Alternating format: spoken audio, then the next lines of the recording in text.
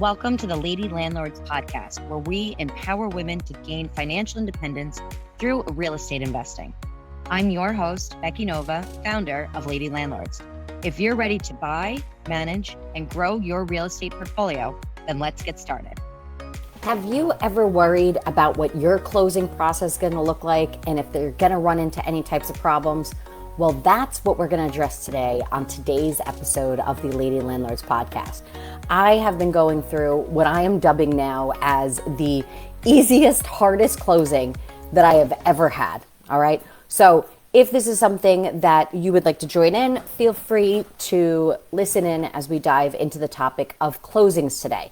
Today, I want to be able to walk you through this closing that I'm having for our 17th property in the past 7 years. And I'm going to be really walking you through the good, the bad, the ugly of what has happened in this closing, so I can share what I typically do during closings that's going to help make your life a lot easier, a lot less stressful, being able to move forward. So feel free to share down in the comments if you are new to real estate and are looking forward to your first closing, or if you are a person that has been buying for a while and do feel that you have that closing system down.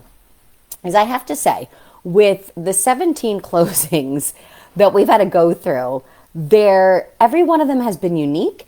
Every one of them has been special. And in certain ways, some of them I feel like have been more complicated. Others have been more simple.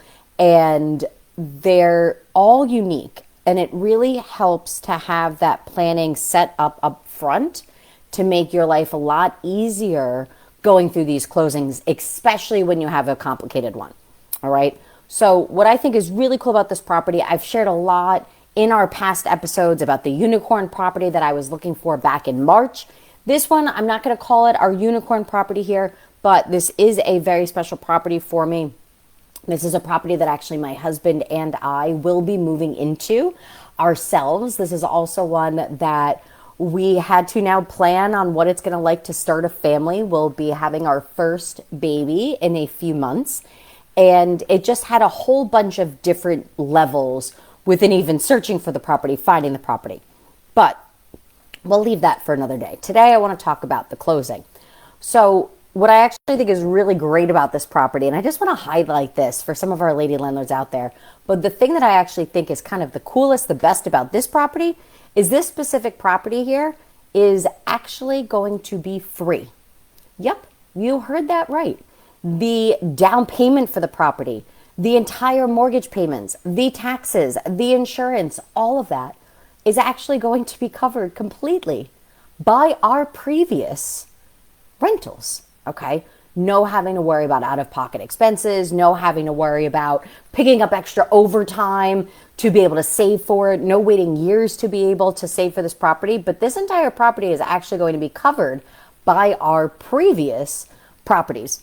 What I think makes that extra special, at least for us, is the idea that this will now be our own home, right?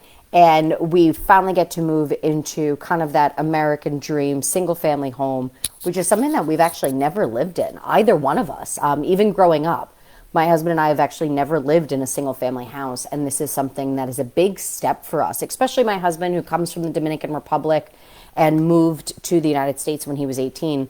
This is really a pretty cool accomplishment for us. But to know that it's not dependent on jobs, on a W-2 salary or anything like that, it really, for us, is a culmination of all the hard work that we've put into growing our portfolio since we started buying in real estate back in 2018. All right. So before we dive in here to going through this closing process, and I'm going to share with you just some of my best tips about what I could do to always make my closings as stress-free as they can be. Okay. No guarantee on that one, but at least what we could do to make them the least amount of stress, I'm going to kind of walk you through today. But take a second right now. Make sure if you are either listening to the Lady Landlords podcast or watching us on the Lady Landlords YouTube channel, you do hit that subscribe button. Otherwise, if you're watching us in our Facebook community, also go click on my name and click follow right there. So that way you'll always get alerted to when I come online and I'm sharing updated tips and walking you through what's going on in my portfolio that hopefully will also help you with yours. All right, so take a second to do that. Then otherwise, let's jump into the information I wanted to share with you today. So like I said, this closing I am dubbing the easiest, hardest closing I have ever had. The reason for that is what's interesting is I actually find that compared to some of our more complicated closings, this property actually had none of those issues. There were no issues with title. There was no issues with the people on our team. There was no issues that should have held up this deal. So it's been very interesting to see how this is progressing. And I just wanted to kind of share some of the things that I've done to make sure that it can be as minimized as it really is. And then also I'm going to share with you the things that probably needed some improvement on this closing process and what could have been done differently in the first. Okay. The first thing that I always really focus on, and this is something that I actually do way before I actually even find the property, is to build my team, okay? My role, in the way that I see it, is to be that expert when it comes to being a real estate investor, okay? But being that expert in real estate investing and understanding my market, my numbers, all that piece to it, you need other experts around you, okay? I have said multiple times here on the Lady Landlords podcast, I am not a realtor. I have no intention of being a realtor. I will never be a realtor. That still holds true even 7 years later, okay? The reason for that is because a realtor has an entirely different skill set than what I do as an investor, and I want to make sure to tap into the experts that are around me. So I use a realtor to be able to do that. I have my lender, I have my trusted team, I have my attorney, I have my accountant, I have all those different pieces. But those are all pieces you should really be putting into place even before you go out and look for those, before you even go out and look for that next deal, okay? Here's why. You need time to vet them. You need to make sure that they're really going to be the best person to help you through your specific deal. And sometimes that's why you might need a few kind of people on the bench, as you would say, to make sure that you're going to get through that. I'll explain what I mean by that in a second. But anybody that you're bringing onto your quote unquote team here when you're making these deals and putting these deals together, you have to remember that these are people that you're going to be working with a lot. Okay, you have to communicate with them. You have to like talking to them. You have to understand their communication style, their preference for communication style. What I mean by that is some people are much more available by phone. Some people prefer text message. Some people prefer emails. Everybody communicates differently these days. Also, some people look at what they do as a 9 to 5, Monday through Friday job, and you're not going to be able to reach them at 5:01 or at 8:30 in the morning. Some people are going to be okay with that. Other people are not going to be okay. And you really need to make sure that your communication preferences are going to line up with other people. My day, and I'm very fortunate to have this, I get to talk with lady landlords all day long. So to me, to be honest, usually phone calls is not the best way to be able to get in touch with me because I'm usually doing this. I'm usually on Zooms, right? I'm usually getting to talk with people and connect with members within our community. And because of that, trying to reach me by phone, usually not the quickest way, the best way. It's usually for me, if you need something quick, shoot me a text. I'm really fast with email. But otherwise, if you need to have more of an in-depth conversation, that idea of actually booking a time with me and having something on the calendar when I know I can give my full attention to you is really the best way to communicate with me. That's just how I work. Everybody communicates in completely different ways, okay? Make sure that you understand that other person's communication style, who you're going to be working with, because if you don't like them as a person, it doesn't matter how good at what they do. But if you're not wanting to be like, oh my God, I do not want to call Jerry again. I am not a fan of this attorney. This is just not going to work. Well, you're probably not going to enjoy this process even from the onset. So make sure that you really are interviewing these people. You want to make sure that you're asking questions to make sure that they are the right person for coming on your team. You want to make sure that you are able to check references, to talk to other people that have used them, to make sure that they really are the right person for your team. Back when I worked in cancer research in corporate America for 15 years back in the day, one of the best phrases that I ever heard from an HR perspective was hire slow, fire fast. Okay. And this is why I'm recommending that you always want to start before you're looking for the deal to be able to build your team, because you want to make sure that you have that time to connect with people, to interview them, to make sure you have a couple different options before having to be forced. If you now are already, need to be in contract by Friday, and here it's Wednesday, and you don't even know an attorney to call, you probably aren't going to be able to do your due diligence. You're probably going to just have to go through with whoever is convenient and go from there. If you're in that spot, you usually can't say, hey, you know what, I don't think this is the right fit for me. You're going to have to work with whoever that is. And that might end up blowing up in your face later down the line. So start early so that way you can get through that vetting process and really make sure that they are going to be the best person for your team. Also, once again, do know that you might need multiples. What I mean by that is with lenders, you might switch between your type of financing. Maybe you're using conventional, then you're switching to a hard money loan, then you're doing a DSCR loan. It's okay to still be able to have a couple different people that you can call as different deals call for different needs, okay? And once again, that is all related back to your strategy, okay? If you need help with building out that strategy, which is always the first place you should be able to start, write strategy down in the comments with me. I'm happy to connect with you, happy to kind of walk through what might be the right direction for you and bring you a little more clarity on the steps you should actually be taking. I don't want any landlord to ever feel like they do not know that next place that they should be going, all right? So that's really building your team. This, like I said, I always start way before I'm actually going out there with my deals. And this also, you have to make sure that you're evaluating what changes over time that might have to swap out a different person or two, okay? Meaning you want to see who's still meeting your expectations. Who do you feel like has kind of dropped the ball a little bit, okay? Remember that nobody is really going to care, even if you are paying them for a service. Nobody's going to care about your portfolio, about your dream, about your properties in the same way that you do. No one else is going to have that same priority that you're going to feel. So make sure that we are consistently reevaluating who's on your team, okay? For example, the very first property that I bought, we had a lot of problems with our attorney. A lot of problems. And when I say a lot of problems, we actually ended up suing our attorney. We won that case. So clearly I needed a different attorney for the second property, right? And that was somebody that luckily now I had that time to kind of go through that. I was able to find somebody that I thought was a really great fit, and they were for quite a few different deals. But there was a certain point when all of a sudden things kind of shifted and I didn't feel that they were really meeting expectations anymore. We had some conversations about it. I was hoping that the problem was going to be rectified, but there was a point, like I said, I had to hire slow and fire fast, but there was a point where then I had to move forward with that. And I had to change out that person. There were just things that were falling through the cracks that I just wasn't in a position to be okay with anymore.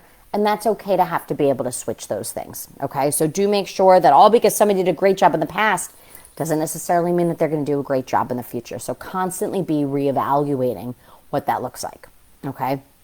Then the second thing that I always do is I always understand as best I can from the beginning, from the start, what exactly is going to be needed to get this deal done, okay? So around usually that contract time, I already have my team in place. I know what the deal is. I know what the property is. I know what my strategy is. I know the lender, right? I already have all that in place.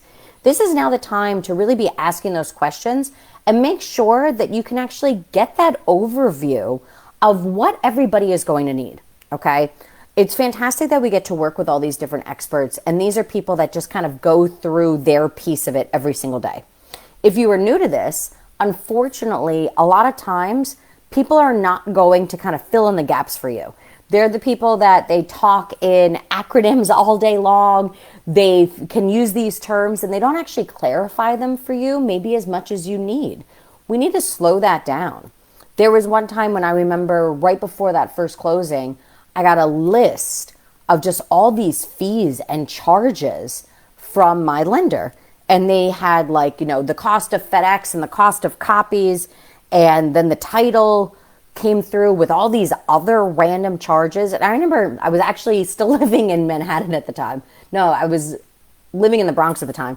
So I was taking a New York City bus actually across Manhattan. And I'm talking to my lender and I'm like, dude, we're going to close. And what are all of these fees? Who is FedExing things? What are these copies that we're making? And I needed him to really just walk me through what these were and how that worked. And it was really interesting. And I remember the entire way across the island of Manhattan, I was actually walked through what all of these different fees were. And what I thought was really helpful was he was also like, hey, that's how much it would have cost if something needed to be FedExed. This is how much something would be cost if there were copies that had needed to be made. But those were things that, once again, just looking at that was a very intimidating, crazy number that I was just like, where did this come from? I did an episode in the Lady Landlords podcast a few weeks ago about the hidden costs of buying rental properties that no one tells you about. So I might actually have to go back and update that. But there were just those extra costs that when you're looking at these closing forms, that all of a sudden, they're fees that nobody actually brought to your attention. And you're wondering, why did nobody tell me about this? Are they negotiable? And were they actually done? Like I said, I was like, who's FedExing something? And why am I paying for it, right? Items that you want to ask for is what is going to be needed for your loan, right? There are so many different types of lenders that need different types of documentation that have different types of underwriting processes. Get to understand up front all the different things that are going to be needed, right? When are credit checks happening? Do they need your pay stubs? Are you doing a no document loan? Is there going to be information that's going to be needed from the property itself versus you personally? What is needed within that? Also, will you need a survey? Okay, this was actually something for the last property, we got the survey that the seller had. We're able to send that over weeks ago. Found out just recently, hey, by the way, we can't use that survey. So on my hand, I'm like, well, why was I not informed of this sooner? But okay, cool. I'll go get a new survey, right? Surveys has varying times. They have varying expenses. So that's something that you really want to be able to focus on. And really, I would have appreciated if I had a little bit more time to be able to shop that. But luckily, everything else was going so smooth, I was really able to focus on that survey. And I was able to find ways to actually not have to get a new survey within that. But those are things that you want to get to know up front. Also, when it came down to it at the end of the day, I actually could have chosen with my specific lender. I actually didn't even need the survey if I did not want to. But I like choices, I like options, and I like making sure I can always protect myself and my investments the best I can. And therefore, I do need that time. And I didn't want to push my closing back, but I wanted to make sure that I had that time organized so I can go through what I needed to do and make sure that I'm not saying, well, I would like to do this. I would feel better with this, but I'm on a time crunch, so you know what, I guess I'll waive that. You never want to be in a spot where you're waiving things because you feel pressured or rushed, okay?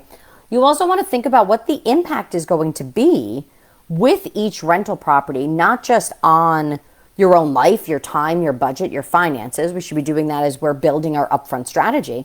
But on the other hand, you want to think about what the impact is going to actually be on the rest of the portfolio, okay? So I kind of have two examples that came out of this last closing in this vein. The first one was actually my taxes. You have to remember that if you are using your personal documentation, like I am for a primary residence, if you're a house hacking or buying in your personal name, they're going to look at you personally. Your taxes are actually going to be something that's going to be looked at. So it's important to make sure to loop in your accountant to what is happening that year. Are you buying properties or are you not? What was interesting with this property, and for those of you that listened to the episodes where I talked about that unicorn property, that was right around tax time. So we had taxes that were then going to be from 2023 that had clearly already been filed now by 2025. And then now it was time to file 2024's taxes. There was that conversation of, hey, do we want to be using 2023's tax numbers to be able to close in this property and kind of push things and kind of put a little bit of a rush on the timeline to use those figures? Or is this something that we would actually be in a better place if we had filed 2024's taxes now in 2025 and then closed based on and went through underwriting based on what 2024's taxes included, okay? So those are things that you really want to make sure that you are having that conversation and that your lender, your accountant, all the different parties involved are all being able to talk and really kind of put their expertise really for your best interest. Another piece of this that came up was actually insurance. As I mentioned, this new property number 17 is actually going to be a primary residence for me. That then changes the primary residence insurance I have on the current home I live in, that will be turned into a rental, which means that's now moving to landlord insurance. So then that way I can actually go and get primary insurance on this new property. Well, that actually ended up triggering a complete change in my across all of my portfolio from an insurance perspective, right? That's going to take time to be able to make those shifts and have that impact of what that's going to look like. So you want to make sure that you are giving yourself time to be able to do that. So once again, you're not just kind of rushing at the end, or if you are just now having to make decisions out of being pressed, okay? And this is why it's important, once again, to have an accountant that really understands real estate, to have an insurance broker that also understands the impact of a portfolio. That's why, once again, it's so important to build that team at the beginning. But step number 2 then is understanding what is needed from the very beginning, okay? Last tip that I have for you here that has really helped me done is making sure that you are ready, willing, and able to step up and get involved in your own deal when it needs to get done, okay? We can have all of those experts, ladies. We can have the best people around us. But at the end of the day, once again, this is your portfolio. You are the CEO of your business. You are the person that is steering the ship. And sometimes you just need to get involved in this. You really are the person that is conducting all of this, and you need to make sure that you have all the other players in place, but you need to understand what their role is. One, I always get an overview at the start. We make sure we know who's doing what, how people are interacting, and making sure that they're also communicating with each other, but they're also making sure that I am aware. I will check in regularly with those on my team to get status updates, to see where things are, to make sure that we are running on time. And I do hold people on my team accountable to those timelines and making sure that they also are responding to that communication. To me, I need to make sure if we have a closing date scheduled and that's in 10 days and I'm not hearing from somebody and I know that they have things that are outstanding, I'm going to be the one that's going to be getting on the phone. That's going to be making sure that I understand why this person is not responsive. Are they out of office? Well, then great. Who did they leave in charge for their pieces of responsibility? Maybe why did they not tell me that they were going to be out of office, especially so late in the game? These are conversations and questions, and they can be uncomfortable and it can sound confrontational. But if you're going to be doing this and really want to make sure that you can make a life and that you can really bring in wealth from this, sometimes we have to be comfortable having those uncomfortable conversations. But holding people accountable to those timelines, to their responsibility, will make all the difference. And it's important to be able to step in there and make those calls, to pick up a phone, figure out what's going on. Why is an attorney not responding? Why is the accountant not doing her job? Whatever those things mean, you have to make sure that you are willing to be able to do that. Time is money, okay? So there were so many times with this particular deal, and like I said, the reason why I'm dubbing it really the easiest, hardest closing I've had is because there weren't any of these huge, complicated processes that I've had in the past, okay? I have had some very complicated deals. I have had things that was every day a new problem popping up, something else that had to be fixed, problem solving the whole way through. This actually wasn't like that. But to be honest, I do feel that there were things that people dropped the ball on, and that it did not come out until much later on that those things were a problem, and that now was causing a delay. Those delays do not make me happy. Like I said, time is money. This is something that the seller has specific reasons why they needed to be able to close. So I really want to make sure to honor that. Then on the other side of it, like I said, if you've been listening here for a while, I'm a little bit on a timeline. For this property that I'm buying, as the second we close on it, we are starting rehab work the next day. I am probably looking at around 6-ish weeks to be able to get this house up to the place where I want it to be able to move in. If you've ever done rehab before, you always know that it takes longer and is going to be a little bit more expensive than probably planned out. So if I have 6 weeks, I really want to give myself 8 weeks to be able to do that work, right? Then I still have to move. Then I still actually have to furnish this property. I have a baby on the way. I have a deadline, right? That's not something that I get to really be able to control. So because of that, I need to make sure that things are running smoothly. There have been certain things in this process that I feel like if I did not step in if I did not say, hey, wait, that's not right, or hey, why are we doing this in this incorrect process or this convoluted, much longer process, honestly, it would have cost me a ton of time. It would have cost me weeks, and who knows what that would have done financially, not just from carrying both houses, but also that idea of, well, if I can't move into something different, where am I going from there? What is that going to look like? Am I going to have to rent a place? Am I going to have to move to a hotel, an Airbnb for a period of time? What is also that overage going to look like with that contractor? All of those different things need to be factored in, because when you are a lady landlord, this is a business, and we have to start really getting ahead of these problems and become the best problem solvers that we can. And that is where we need to make sure that we need to take ownership. We can't just sit there and say, okay, I'm sure they'll call me when it's done.